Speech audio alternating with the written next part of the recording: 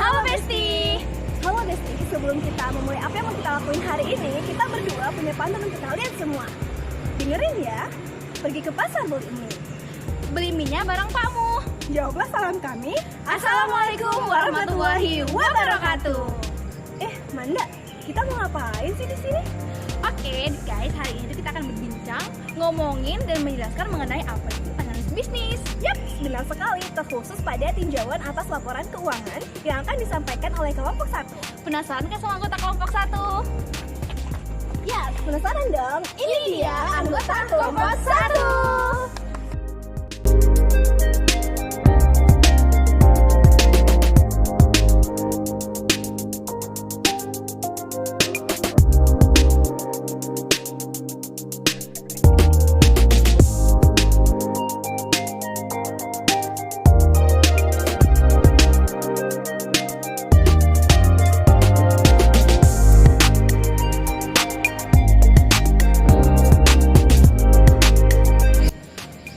Penasaran banget deh, di kelompok 1 ini akan bahas materi apa aja sih, El? Oke, Manda dan juga besti-besti aku yang lain, kita akan membahas tentang 3 materi utama. Yang pertama tentang analisis bisnis, yang kedua tentang analisis laporan keuangan, ini merupakan analisis dasarnya. Kemudian yang ketiga pengantar analisis laporan keuangan. Berarti ada 3 pokok materi yang akan dibahas ya? Yap, benar sekali Manda, kita akan bahas tentang 3 materi dengan submateri lainnya. Dan materi ini akan disampaikan oleh kelompok 1. Ini dia materinya. Disimak ya. Halo teman-teman, perkenalkan nama saya Amanda. Di sini saya akan mencoba menjelaskan mengenai apa itu analisis bisnis. Namun sebelum kita ke penjelasan analisis bisnis, saya akan menjelaskan terlebih dahulu apa itu analisis laporan keuangan. Loh, kok analisis laporan keuangan Kak? Kan tadi mau dijelaskan analisis bisnis. Benar, tetapi seperti harus kita ketahui bahwa analisis bisnis ini terbentuk dari analisis laporan keuangan. Jadi masih ada sangkut pautnya antara analisis bisnis dan analisis laporan keuangan. Tuh. Nah, oke, baik, kita akan bahas satu-satu ya. Oke, pertama, analisis laporan keuangan merupakan aplikasi dari alat dan teknik analisis laporan keuangan yang dimana memuat data-data dan informasi-informasi atau laporan-laporan yang akan nantinya digunakan untuk analisis bisnis. Nah, oleh karena itu saya mengatakan bahwa laporan keuangan ini akan membantu dalam mencapai tujuan analisis bisnis. Nah, yang kedua, analisis bisnis. Analisis bisnis ini merupakan analisis resiko terhadap pengambilan keputusan.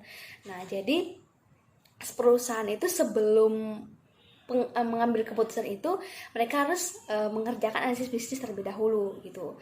Mengapa? Karena tujuan analisis bisnis ini adalah membantu perusahaan untuk pengambilan keputusan yang baik dan benar, yang dimana mereka itu harus mengetahui resiko-resiko yang mereka ambil ketika pengambilan keputusan. Resiko apa sih yang akan saya hadapi ketika mengambil keputusan ini, seperti itu. Nah, untuk mencapai tujuan analisis bisnis ini diperlukan beberapa evaluasi, misalnya evaluasi dari strategi, yaitu dari lingkungan perusahaan. Nah, untuk mengevaluasi lingkungan dan strategi perusahaan, hal yang pertama harus kita ketahui adalah posisi perusahaan terlebih dahulu, karena setiap posisi perusahaan atau perusahaan yang berbeda-beda akan menjadikan strategi dan lingkungan bisnis juga akan berbeda, seperti itu. Nah, sebagai contoh saja, posisi perusahaan misalnya ini perusahaan barang branded gitu ya. Nah, tapi strategi kita salah. Kita menempatkan perusahaan ini di tempat-tempat bisa dibilang di desa-desa gitu, yang bisa dibilang untuk ke ekonominya itu masih rendah gitu, masih rendah gitu ya.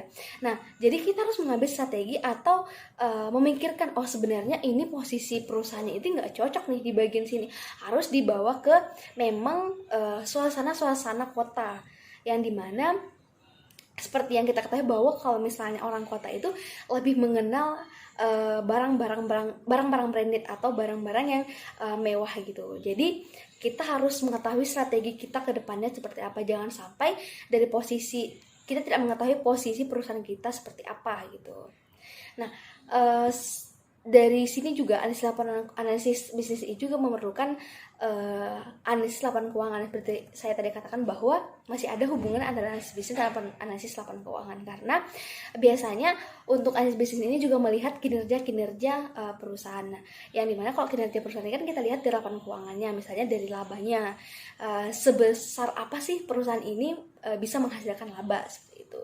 Jadi Intinya bahwa analisis bisnis ini digunakan atau tujuannya untuk membantu perusahaan untuk mengambil keputusan yang baik dan mengevaluasi resiko-resiko yang akan didapatkan kemudian ketika mereka mengambil keputusan itu, seperti itu.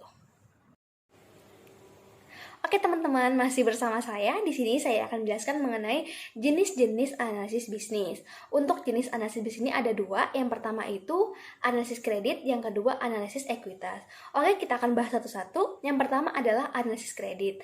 Nah, kreditor itu kan sifatnya meminjamkan dana kepada perusahaan yang dimana tentunya ada janji-janji atau tata cara pembayaran ke depannya, apakah itu secara tunai atau ada jangka waktu tertentu yang layak, yaitu biasanya 30 atau 60 hari dari tanggal peminjaman. Oke, kreditur ini ada dua, yaitu kreditur dagang yang dimana mengirimkan barang-barang kepada perusahaan yang nanti untuk perjanjian mengenai pembayarannya itu biasanya ada perjanjian-perjanjian tertentu, baik itu secara tertulis atau apapun itu. Nah, untuk jangka waktunya itu harus layak juga ya teman-teman. Biasanya itu berkisaran 30 sampai 60 hari. Dan biasanya itu ada diskon tunai. Nah, bagaimana cara mengetahui diskon tunainya itu? Biasanya kalau kita mengenal termin ya, biasanya 2/10 N/30, dalam artian bahwa ketika si perusahaan ini mampu membayar lebih awal tidak lebih dari 10 hari, maka dia akan mendapatkan diskon 2% dalam waktu pembayaran 30 hari. Nah, kalau misalnya dia membayarnya lebih awal, dia akan mendapatkan diskon 2%. Nah, selanjutnya itu ada kreditor non-dagang, yang dimana kreditor ini menyiapkan dana kepada perusahaan.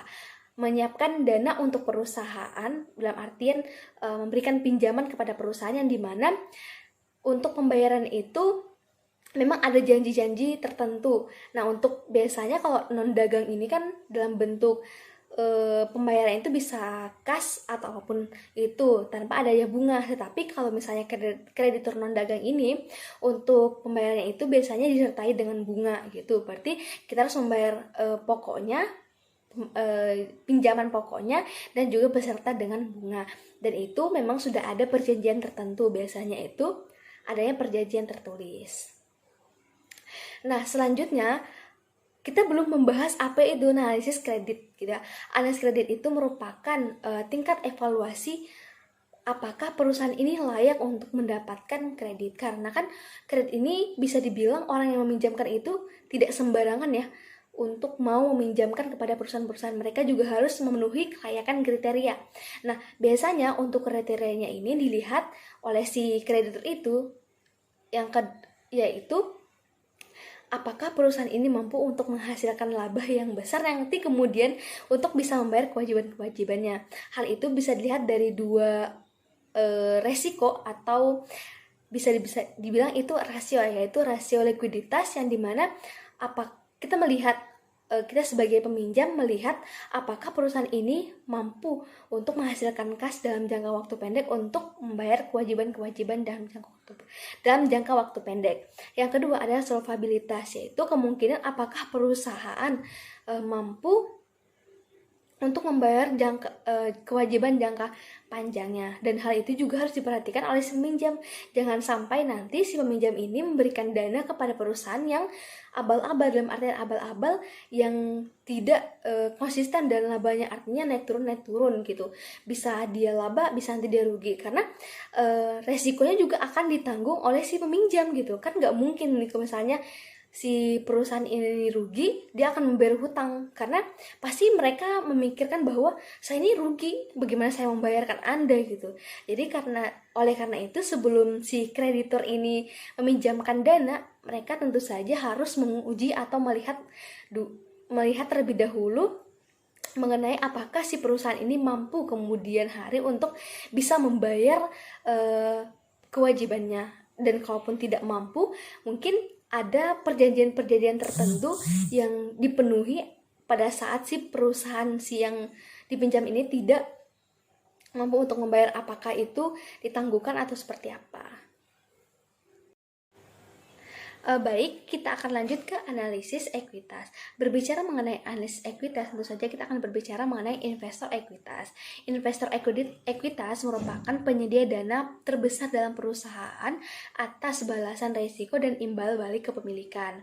Nah, investor perusahaan ini seperti saya katakan tadi bahwa dia itu penyumbang dana terbesar dalam perusahaan, yang dimana ketika investor menyediakan atau menanamkan dana, tentu saja mereka mengharapkan imbal balik, baik itu dari bunga maupun dividen preferan. Tetapi investor itu juga tentu memiliki resiko-resiko tersendiri atau kekhawatiran tersendiri. Ketika si perusahaan ini rugi, pihak pertama yang akan merasakan kerugian itu tentu saja investor. Walaupun memang ada batas-batasan tersendiri untuk kerugian investor. Jadi kalau misalnya perusahaan itu rugi, tidak semua ditanggung oleh investor, tetapi investor itu memiliki batas-batas tersendiri untuk pada saat si perusahaan itu rugi. Nah, ada 2 strategi investasi dalam analisis bisnis, yaitu pertama adalah analisis teknis. Nah, dalam analisis teknis ini, si investor itu mencari pola sejarah dalam harga dan volume saham untuk mengetahui pergerakan harga saham di masa depan. Jadi, kalau misalnya melihat saham itu, harga saham naik atau turun, itu memang ada polanya tersendiri dari sejarah atau volume-volume harga. Nah, misalnya saja, itu kalau kita melihat pola dalam saham itu, pada saat harga saham itu turun sekali, bisa jadi untuk kedepannya saham itu akan meningkat. Seperti itu. Jadi si investor itu memiliki pola-pola tersendiri untuk melihat kapan sih mereka bisa menjual dan membeli saham di perusahaan tertentu gitu. Jadi yang pertama itu analisis teknik, yaitu mencari pola-pola tertentu untuk bisa menentukan kapan si investor itu bisa membeli dan menjual saham. Selanjutnya adalah analisis fundamental. Nah, analisis fundamental ini merupakan proses yang digunakan untuk menentukan nilai perusahaan dengan cara menganalisis atau menginterpretasikan faktor-faktor kunci industri dan perusahaan. Tujuan dari analisis fundamental ini adalah menentukan nilai intrinsiknya. Nilai intrinsik itu artinya nilai yang sebenarnya gitu. Nah, dari nilai intrinsik ini, si investor itu juga bisa memiliki strategi-strategi tersendiri. Misalnya, ketika nilai intrinsiknya itu lebih tinggi dari nilai pasar, di situ bagusnya investor itu untuk membeli saham. Tetapi ketika nilai pasar itu lebih tinggi dari nilai intrinsik, di situ si investor itu bisa menjual saham. Nah, dari situlah si investor itu memiliki cara-cara tersendiri untuk melakukan suatu investasi. Jadi, investor itu tidak sembarangan untuk berinvestasi kepada perusahaan. Jadi ada 2 cara yang tadi. Yang pertama adalah analisis teknis, yaitu mereka melihat volume, mereka melihat pola-pola tertentu. Yang kedua adalah mereka melihat nilai intrinsik dari perusahaan tersebut gitu. Baik, materi selanjutnya yaitu kegunaan lain dari analisis bisnis. Kegunaan ini terdapat 7. Yang pertama ada manajer. Analisis laporan keuangan dapat memberikan petunjuk perubahan strategis dalam aktivitas operasi, investasi, dan pendanaan. Manajer juga menganalisis bisnis dari laporan keuangan dari perusahaan pesaing untuk mengevaluasi profitabilitas dari resiko pesaing. Yang kedua ada merger, akuisisi, dan divestasi. Analisis bisnis dilakukan ketika perusahaan menstrukturisasi operasinya melalui merger, akuisisi, dan divestasi, dan spin-off. Bankir investasi perlu mengidentifikasi target potensial dan menentukan nilainya. Dan analisis efek perlu menentukan apakah dan berapa banyak nilai tambahan yang diciptakan melalui merger bagi perusahaan pengakuisisi maupun perusahaan target. Yang ketiga ada manajer keuangan. Manajer harus mengevaluasi dampak keputusan pendanaan dan kebijakan dividen terhadap nilai perusahaan. Analisis bisnis membantu manajer untuk menilai dampak keputusan pendanaan terhadap profitabilitas di masa depan dan risikonya. Yang keempat ada direktur. Oleh karena perwakilan terpilih dan pemegang saham, maka direktur bertanggung jawab untuk melindungi kepentingan pemegang saham dengan pengawasan aktivitas perusahaan yang dicermat. Analisis maupun Analisis laporan keuangan, keduanya membantu direktur dalam memenuhi tanggung jawab pengawasan. Yang kelima ada regulator. Internal Revenue Service atau IRS menggunakan alat analisis laporan keuangan untuk mengaudit pengembalian pajak dan memeriksa kewajaran jumlah yang dilaporkan. Yang keenam ada serikat pekerja. Teknik analisis laporan keuangan sangat berguna bagi serikat pekerja dalam melakukan negosiasi perundingan bersama. Yang terakhir ada pelanggan. Teknik analisis digunakan untuk menentukan profitabilitas atau daya tahan dari pemasok bersamaan dengan estimasi laba pemasok dari transaksi mereka yang saling menguntungkan. Selanjutnya yaitu komponen analisis bisnis. Komponen analisis bisnis ini terdiri dari 4 analisis. Yang pertama, analisis lingkungan bisnis dan strategi. Analisis lingkungan bisnis dan strategi ini terdiri dari analisis industri, analisis strategi, dan analisis lingkungan bisnis. Analisis industri atau industri analisis merupakan langkah pertama dalam prospek dan struktur industri karena hal tersebut akan menentukan profitabilitas perusahaan. Analisis industri sering dikerjakan dengan menggunakan kerangka yang diajukan oleh Porter atau analisis rantai nilai. Yang kedua itu analisis strategi, merupakan evaluasi atau keputusan bisnis perusahaan dan keberhasilan perusahaan membangun keunggulan kompetitifnya.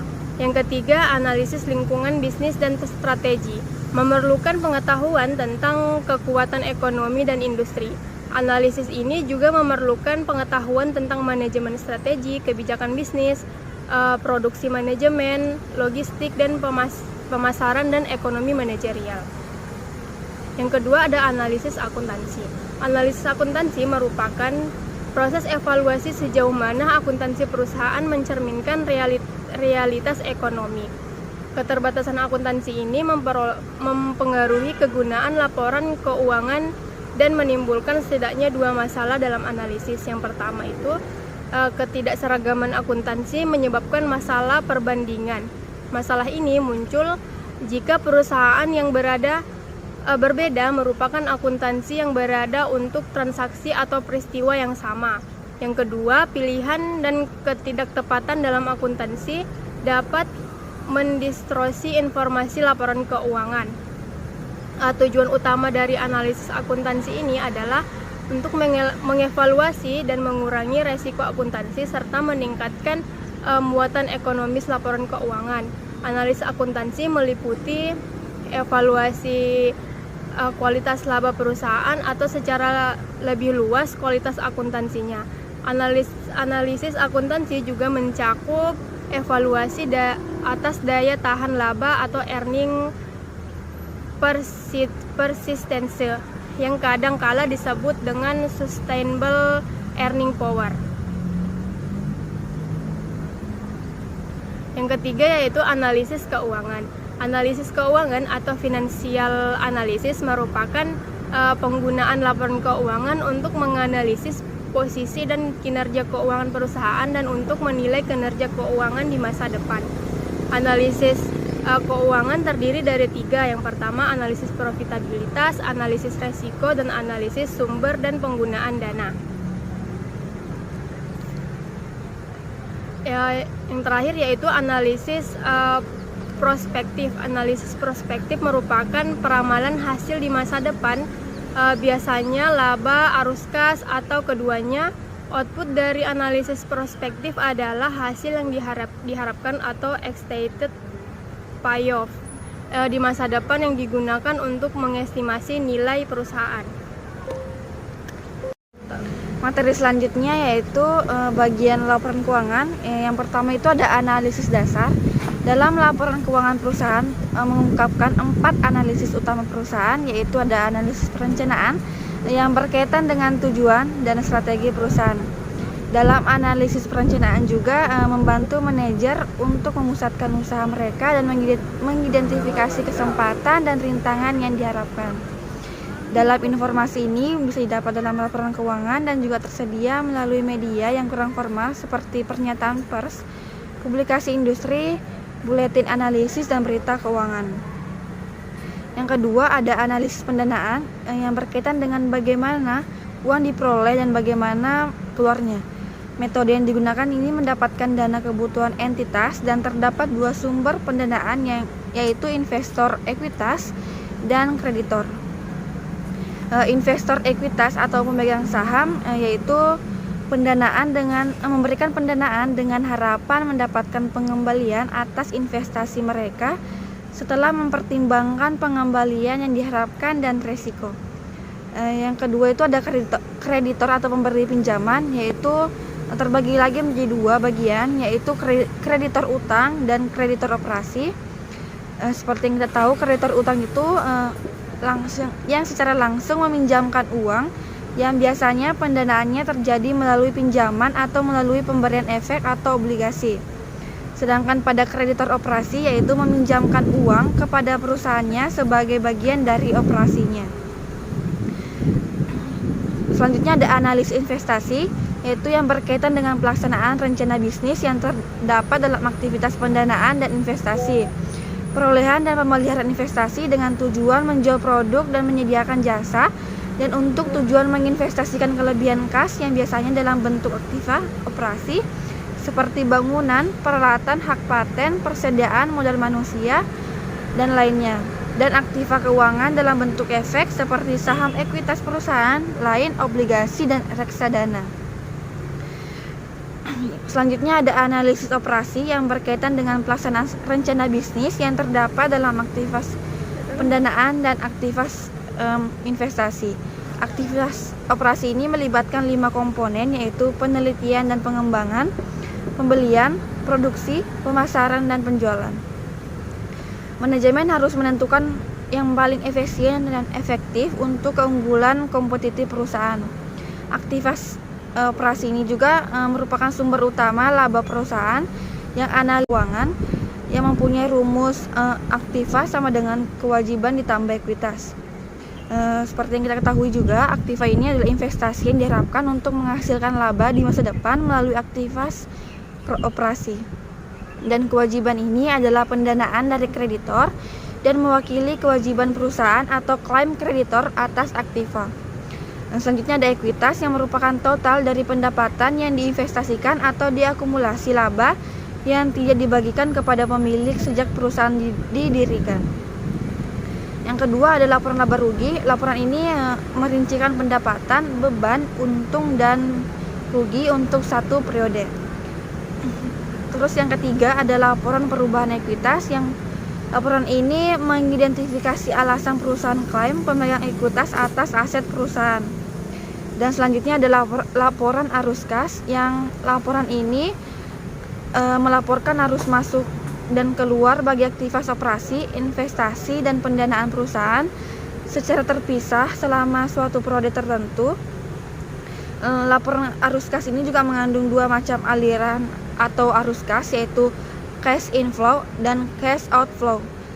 Cash inflow itu arus kas yang terjadi dari kegiatan transaksi yang melahirkan keuntungan kas atau penerimaan kas, sedangkan cash outflow itu adalah arus kas yang terjadi dari kegiatan transaksi yang mengakibatkan beban pengeluaran kas. Yang terakhir ada catatan atas laporan keuangan, yaitu laporan yang menyajikan informasi tentang analisis atas nilai suatu yang telah disajikan dalam laporan realisasi anggaran, neraca, dan arus kas. Baik teman-teman, setelah perusahaan itu melakukan yang namanya analisis pada laporan keuangan dan juga analisis dari segi aktivitas bisnisnya, sebenarnya apa sih maksud dari mereka melakukan analisis tersebut? Jadi setidaknya di sini ada 8 tujuan perusahaan melakukan yang namanya analisis keuangan. Tujuan yang pertama adalah investasi pada saham. Investasi pada saham, ketika perusahaan melakukan analisis laporan keuangan, itu akan sangat berguna bagi para investor yang ingin menanamkan sejumlah dananya. Hal tersebut karena informasi dari laporan keuangan itu akan menjadikan bahan pertimbangan, karena dari sisi laporan keuangan itu sendiri itu akan menggambarkan ketika aku menginvestasikan sejumlah danaku, berapa sih return yang akan aku dapatkan dan juga resikonya sebesar apa yang harus aku tanggung. Sehingga dalam hal itu, ketika analisis keuangan ini ada, itu akan memberikan gambaran bagi para investor saham. Lalu yang kedua adalah pemberian kredit. Pemberian kredit itu mereka akan melihat kesehatan daripada perusahaan. Nah, ketika seseorang ingin memberikan kredit ataupun pihak bank mau memberikan kredit bagi perusahaan atau entitas, itu tentu saja mereka akan melihat dari laporan keuangannya. Apakah bagaimana sih mereka dari tahun ke tahun ketika mereka melunasi atau membayar tagihan, apakah ada penunggakannya, apakah ada penundaannya seperti itu, ataukah bagaimana sih laba yang dihasilkan oleh perusahaan ini, apakah perusahaan ini prospek, apakah nanti di kemudian hari akan ada kendala-kendala kredit macet seperti itu. Nah, ketika mereka tidak melihat peluang-peluang seperti itu, mereka akan menjadi yakin untuk memberikan pinjaman bagi perusahaan. Lalu yang ketiga adalah kesehatan pemasok. Kesehatan pemasok ini seperti apa? Jadi misalnya perusahaan A ini memproduksi mie. Ketika mereka memproduksi mie, mereka membutuhkan pemasok. Pemasoknya adalah perusahaan B. Jadi perusahaan B ini memasok tepung ke perusahaan A. Nah, bagaimana ini kemudian saling mempengaruhi sehingga tujuan dari analisis keuangan ini berguna? Ini mempengaruhi karena ketika perusahaan A ini yang memproduksi melihat keuangan daripada perusahaan B pihak pemasok, mereka akan melihat apakah di kemudian hari pemasok ini akan terus bisa memasok kepada mereka. Itu dilihat dari analisis keuangannya. Itu melihat seberapa banyak yang kemudian mereka produksi, tepung itu diproduksi dari tahun ke tahun, apakah kedepannya tetap bisa memasok sejumlah yang sama ataukah bahkan sudah tidak bisa sebanyak itu. Karena jika ada kemungkinan sudah tidak bisa, maka ada kemungkinan dari perusahaan A ini akan mencari pemasok yang lain, sehingga informasi itu akan sangat berguna nantinya. Lalu yang keempat, setelah kesehatan dari pemasoknya, itu juga bisa melihat kesehatan pelanggannya. Kesehatan pelanggan ini seperti apa? Misalnya perusahaan A tadi itu memberikan penjualan secara kredit kepada pelanggan, penjualan kredit diberikan pelanggan, maka itu akan membuat mereka membutuhkan analisis dari keuangan dari pelanggan itu. Apakah ketika aku memberikan kredit, penjualan secara kredit, apakah kemudian mereka akan tetap bisa bayar kalau masuk pada jatuh temponya ketika ditagih seperti itu. Lalu selanjutnya adalah kesehatan perusahaan. Kesehatan perusahaan ini kita melihat pada internal dari perusahaan kita sendiri. Misalnya dari laporan keuangan itu akan menunjukkan kesehatan daripada suatu perusahaan atau entitas. Ketika kinerja dari perusahaan itu menunjukkan laba yang konsisten, itu menunjukkan bahwasannya keuangan dari perusahaan itu menunjukkan kondisi yang sehat. Lalu selanjutnya adalah pemerintah. Kenapa analisis laporan keuangan ini tujuan untuk pemerintah juga, karena pemerintah kan sebagai regulator, sebagai penentu kebijakan, sehingga pemerintah dalam hal ini kita akan ngomongin soal di sisi pajaknya. Nah, laporan keuangan, analisis laporan keuangan itu akan berguna bagi pemerintah untuk menetapkan berapa besar sih pajak yang harus dibayarkan oleh entitas ini gitu, seperti itu. Lalu setelahnya kita akan dari sisi tujuan selanjutnya, yaitu analisis internal. Kalau internal, kita akan ngomongin perusahaan secara internalnya, di dalamnya. Ketika melihat laporan keuangan, itu akan tergambarkan bagaimana kondisi internal dari perusahaan. Kenapa? Perusahaan itu pasti memiliki pusat pertanggungjawaban. Pusat pertanggungjawaban pendapatan, pusat pertanggungjawaban biaya, pusat pertanggungjawaban laba, pusat pertanggungjawaban investasi. Nah, ketika perusahaan itu menghasilkan laporan keuangan, sudah dilakukan analisis laporan keuangan, itu akan melihat, oh tiap pusat pertanggungjawaban ini labanya seberapa. Itu kalau misalnya kita lihat, itu akan tergambarkan bagaimana kinerja karyawannya, bagaimana kemudian kinerja operasinya, itu akan tergambarkan pada laporan keuangan, sehingga itu bisa dilakukan analisis internalnya. Nah, setelahnya tujuan yang terakhir adalah analisis pada pesaing. Nah, perusahaan dalam industri, satu industri itu tidak mungkin hanya ada satu perusahaan, pasti mereka memiliki pesaing. Misalnya produksi perusahaan mie, mereka memproduksi mie ya, kegiatan utamanya. Nah, yang melakukan produksi mie ini bukan hanya perusahaan A, ternyata perusahaan B, C, D itu juga melakukan produksi mie. Sehingga ketika melakukan analisis keuangan itu akan bisa kita menganalisis pesaing juga hal tersebut, karena ketika perusahaan-perusahaan itu analisis dari laporan keuangan, output dari laporan keuangan itu terlihat secara transparan. Dalam artian ini kita membicarakan tentang perusahaan yang sudah IPO di BEI, itu kita akan melihat ya secara jelas, secara gamblang bagaimana laporan keuangan dari tiap-tiap perusahaan ataupun tiap-tiap entitas. Sehingga dalam hal ini kita sebagai perusahaan tadi itu akan bisa menganalisis bagaimana perbandingan antara dia dengan pesaing-pesaingnya. Apakah kemudian para pesaing ini di kemudian hari akan bisa membuat mereka terancam, dalam artian mereka akan kalah saing, sehingga dalam hal ini nanti bisa berguna untuk evaluasi sehingga menjadi lebih baik daripada perusahaan-perusahaan pesaing seperti itu. Oke Oke guys, setelah tadi kalian mendengar penjelasan mengenai bagaimana kemudian laporan keuangan itu dianalisis, sekarang kita beralih kepada dari sisi aktivitas bisnisnya. Bagaimana kemudian daripada analisis keuangan, laporan keuangan tadi yang sudah dianalisis, itu beralih kepada bagaimana kemudian hubungannya kepada analisis pada aktivitas bisnisnya. Jadi ketika laporan keuangan tadi sudah disusun, sudah dianalisis, maka pada akhirnya analisis ini akan berhubungan kepada aktivitas yang akan perusahaan itu lakukan ataupun yang akan aktivitas perusahaan itu kerjakan selanjutnya. Nah, dalam hal ini ketika kita berbicara tentang analisis aktivitas bisnis, itu kita akan berbicara pada 4 analisis. Apa saja itu? Yang pertama itu ada analisis perencanaan, yang kedua pendanaan, yang ketiga investasi, dan yang terakhir adalah operasi. Baik, kita akan beralih kepada analisis yang pertama, yaitu analisis perencanaan. Jadi perencanaan itu, suatu perusahaan itu pasti memiliki rencana yang sudah mereka susun, yang kemudian berisi apa sih yang mau perusahaan ini capai, apa sih tujuan yang ingin mereka gapai, apa aja sasaran-sasaran yang dimiliki oleh perusahaan atau entitas tersebut.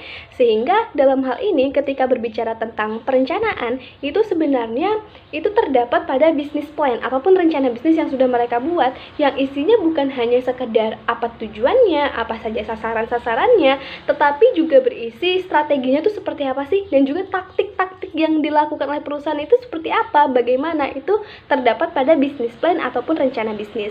Lalu pada akhirnya sebenarnya business plan atau rencana ini outputnya itu seperti apa? Jadi ini bisa digunakan bagi pihak manajer untuk memfokuskan upaya-upaya apa yang harus kita lakukan untuk mencapai tujuan, dan juga untuk mengidentifikasi. Itu bagi manajer untuk mengidentifikasi kira-kira apa saja peluang-peluang yang dimiliki oleh perusahaan, dan juga apa sih hambatan ataupun tantangan yang dimiliki oleh perusahaan dalam mencapai tujuan itu. Nah, ketika perusahaan itu ingin memfokuskan, mengidentifikasi, ini informasinya dari mana sebenarnya? Informasinya itu dari analisis laporan keuangan yang sudah dilakukan sebelumnya.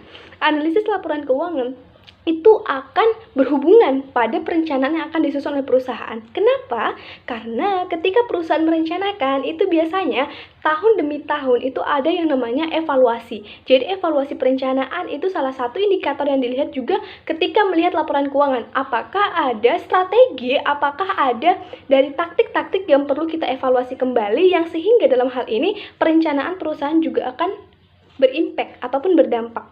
Nah, setelah itu, selain pada informasi dari sisi laporan keuangan, analisis laporan keuangannya, sisi lainnya itu adalah dari informasi tambahan daripada media. Kenapa kemudian media itu bisa memberikan informasi? Karena laporan keuangan itu biasanya lebih cenderung kepada kondisi perusahaan di dalamnya, walaupun bukan hanya sekedar laporan keuangan, tetapi dari kondisi manajemen, kondisi pemasok dan sebagainya itu ada di laporan keuangannya. Tetapi ketika informasi dari media itu kita akan mengetahui bahwasanya bagaimana sih perkembangan ekonominya, bagaimana perkembangan politiknya, yang secara tidak langsung sebenarnya itu memberikan pengaruh kepada aktivitas bisnis daripada perusahaan. Lalu setelah aktivitas perencanaan, lalu yang kedua adalah pada analisis pendanaannya. Kenapa analisis pendanaan itu sebenarnya perlu ada? Nah, ketika perusahaan itu sudah merencanakan, memplanning apa tujuannya, apa yang mau kita kejar, bagaimana caranya, itu perlu apa sebenarnya? Perlu dana untuk merealisasikan rencana itu. Kalau misalnya dana itu tidak ada, tidak akan mungkin perencanaan itu bisa terlaksana ataupun terjalankan. Nah, analisis daripada pendanaan ini pada akhirnya sebenarnya nanti digunakan untuk apa sih? Itu digunakan untuk kayak pembelian bahan bakunya, untuk proses produksinya, untuk pembayaran gaji ataupun fee bagi para karyawan ataupun bagi pegawai, untuk biaya pemasarannya, bahkan hingga pada titik penelitian dan juga pengembangannya. Nah, kalau misalnya kita berbicara tentang analisis pendanaan, sebenarnya kalau perusahaan itu dananya dapat dari mana? Jadi di sini ada dua sumber pendanaan yang dimiliki oleh perusahaan. Apa saja itu? Yang pertama adalah investor ekuitas, yang kedua adalah investor kreditor. Kalau misalnya berbicara tentang investor ekuitas, itu sebenarnya kita ngomongin soal modal ataupun dana itu kita peroleh dari modal sendiri. Modal sendiri dalam artian ini bagi pada penyertaan para pemegang saham, pemilik perusahaan para pemegang saham yang nantinya akan dibagikan return. Nah, sedangkan ketika sumbernya dananya itu daripada investor kreditor, itu artinya kita meminjam. Misalnya perusahaan itu meminjam dari pihak bank, itu yang paling lumrah ataupun yang paling sering. Lalu yang ketiga, setelah kita menganalisis perencanaannya, menganalisis dari sisi pendanaannya, lalu kita yang akan analisis dari sisi aktivitas investasinya. Nah, ini udah direncanakan nih teman-teman, udah direncanakan, udah ada dananya. Oh, ternyata pada saat dianggarkan itu ada kelebihan dana. Kelebihan dananya itu dikelola seperti apa sih? Ya, analisis investasi. Ya, biasanya dana yang berlebih itu akan dialokasikan untuk investasi. Investasi ini yang paling sering dibicarakan itu adalah dari sisi kelebihan kas. Jadi kalau misalnya ada kas yang berlebih, oh ini udah dianggarkan untuk kegiatan operasi perusahaan, sisanya akan kita investasikan. Itu biasanya kelebihan kas seperti itu. Tetapi ternyata kalau investasi itu tidak sependek itu. Ada investasi yang dilakukan pada asetnya, bahkan ada investasi di sisi sumber daya manusia. Kok sumber daya manusia itu bisa sih dari sisi investasinya? Itu bisa karena di dalam perusahaan itu ada penggeraknya, jadi ada karyawan ataupun pegawai yang ada di dalamnya sehingga membuat perusahaan itu bisa beroperasi. Nah, para pegawai ini itu bisa jadikan investasi. Itu dengan cara apa? Oh, jadi uang kas yang berlebihan tadi kita alokasikan untuk pengembangan daripada karyawan perusahaan. Ketika pengembangan dan juga pelatihan itu ada, otomatis akan ada peningkatan skill ataupun peningkatan value daripada karyawan, sehingga pada akhirnya ketika mereka ternyata bisa bekerja lebih baik lagi, lebih kompeten lagi, itu akan berpengaruh pada kualitas output produksi ataupun apa aktivitasnya di dalam perusahaan, sehingga pada akhirnya nilai perusahaan itu juga akan bisa naik. Lalu yang terakhir adalah analisis operasi. Analisis operasi ini teman-teman sering kali dikatakan sebagai jantungnya deh sepertinya. Karena kenapa? Dari analisis perencanaan sudah kita lakukan, analisis pendanaan, investasinya, actionnya itu ada di analisis operasinya. Jadi ketika perusahaan atau entitas melaksanakan aktivitas operasi, berarti itu melaksanakan semua komponen yang ada di ketiga tadi. Jadi mereka melaksanakan di sini kurang lebih ada 5 komponen, itu dari sisi kayak penelitian dan juga pengembangan, dari sisi pembeliannya, dari sisi produksinya, dari sisi pemasaran, bahkan hingga pada titik penjualan yang kemudian nantinya ketika aktivitas operasi ini terjadi, maka cash flow, perputaran operasi atau kegiatan bisnis itu akan terjadi. Nah, teman-teman, sebenarnya kalau kita sudah bahas tentang analisis dari sisi laporan keuangannya dan juga analisis dari sisi bisnis, aktivitas bisnisnya, apa sih hakikat yang ingin kita lakukan dari analisis ini? Jadi, sedikitnya itu ada 8 tujuan yang ingin dicapai. 8 tujuan itu apa saja? Yang pertama adalah investasi pada saham. Investasi pada saham itu maksudnya apa? Jadi, ketika kita sudah melakukan analisis pada laporan keuangan, analisis pada aktivitas bisnis, ini akan berhubungan ataupun berguna bagi para orang-orang yang ingin menanamkan saham ataupun menanamkan modal pada suatu perusahaan atau suatu entitas. Kemudian, kenapa sih ini bisa berhubungan? Kenapa ini kemudian bisa berguna? Hal tersebut karena kalau laporan keuangan itu dilihat oleh mereka yang mau menanamkan modal, itu bisa menggambarkan return yang akan mereka dapatkan ketika berinvestasi di perusahaan dan juga risknya itu seperti apa, resiko yang harus mereka tanggung itu seperti apa, sehingga analisis laporan keuangan tadi itu menjadi bahan pertimbangan para investor untuk menginvestasikan dananya. Materi selanjutnya adalah pengantar analisis keuangan. Yang pertama ada alat analisis. Dalam alat analisis terdapat beberapa alat dasar untuk analisis keuangan. Yang pertama, analisis laporan keuangan komparatif atau biasa disebut dengan analisis horizontal dan analisis tren. Dalam hal ini, melihat 2 atau 3 tahun dan melihat perkembangan dengan membandingkan tiap tahunnya. Perbandingan laporan selama beberapa periode dapat mengungkap arah, kecepatan, dan jangkauan tren. Analisis komparatif juga membandingkan tren pada pos-pos atau bagian terkait. Analisis laporan keuangan komparatif biasanya melaporkan total kumulatif untuk periode yang sedang dianalisis maupun rata-rata untuk periode berjalan.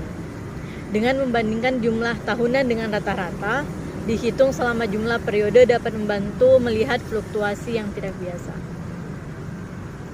Selanjutnya ada analisis laporan keuangan common size atau biasa disebut dengan analisis vertikal, yaitu membandingkan di dalam tahun tersebut atau dalam 1 tahun, misalnya berapa persen penjualan dari laba bersih.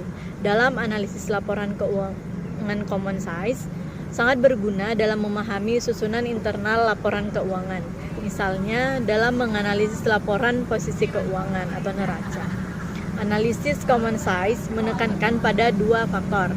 Yang pertama, sumber pendanaan yang meliputi distribusi pendanaan antara liabilitas jangka pendek, liabilitas jangka panjang, dan ekuitas. Yang kedua, komposisi aset yang meliputi jumlah untuk setiap aset lancar dan tidak lancar. Kemudian selanjutnya ada analisis rasio. Analisis rasio dapat mengungkapkan hubungan penting dan menjadi dasar perbandingan dalam menemukan kondisi dan tren yang sulit untuk dideteksi dengan mempelajari masing-masing komponen yang membentuk rasio. Rasio yang paling bermanfaat bila berorientasi ke depan. Artinya kita sering menyesuaikan faktor-faktor yang mempengaruhi rasio untuk kemungkinan tren dan ukurannya di masa depan. Kemudian terdapat beberapa analisis rasio yang bisa digunakan. Yang pertama, rasio likuiditas yang merupakan untuk mengukur kemampuan perusahaan memenuhi kewajiban jangka pendeknya.